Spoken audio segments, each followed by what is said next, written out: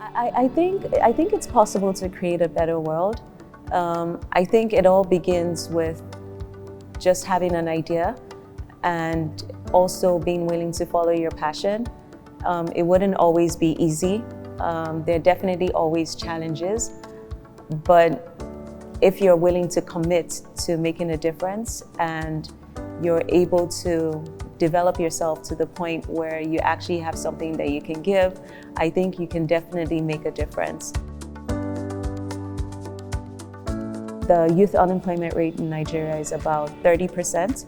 And what we're finding is that a number of construction companies are willing to bypass Nigerian youth to take on talents from other countries and sometimes from other continents as well.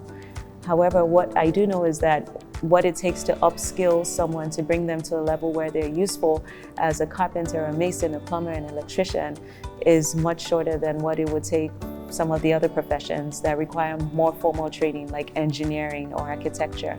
And so we wanted to play that role of training these people, upskilling them to the point where they can become tradesmen, to connect the people that we've trained to jobs within leading construction companies. So for the first time, we're helping them reduce wastage levels because jobs are not being repeated as frequently as they used to be.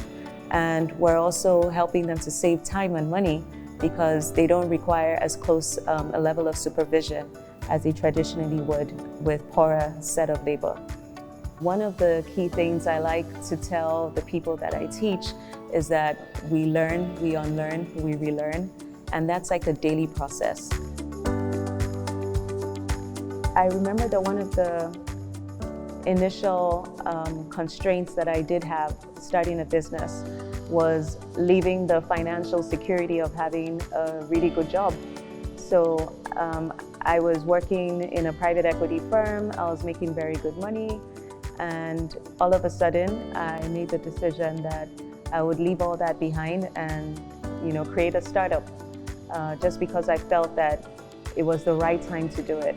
And choosing to work in the construction industry was another barrier that I had to break. Being a woman, many people thought it was crazy that as a woman I was going to work in a very male-dominated industry. And I had to change, my mindset about basically what I could do in such an industry. And it required me to be bold, it required me to explore, and I haven't been disappointed. I always wanted to just start my own business. I wanted to just be more involved in trying to make a difference in the world. I wanted to be able to have the confidence to use my skill set to bring about solutions to some of the biggest challenges being faced in my country, Nigeria, as well as in Africa as a whole. And so that's definitely what I'm sort of achieving now, 2 years onwards from my MBA program. I would say that coming to Esade was one of the best decisions I made because it broadened my mindset and gave me more exposure and also broadened my skill set. And I think that was critical in helping me to become what I am today, or helping me to start a business.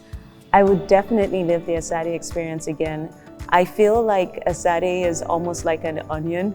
So you go through the program and you learn a lot of useful things, but then as you progress in life, you just start to unravel and see just more and more of the value that the experience gave you. And as you remember those things, you're able to apply them on your job and you're able to apply them in life. And you still have that community as well to fall back on when you need that. So definitely the value that Esade brought to my life and just to my career as a whole, it's not ending. I just see this as more as the beginning.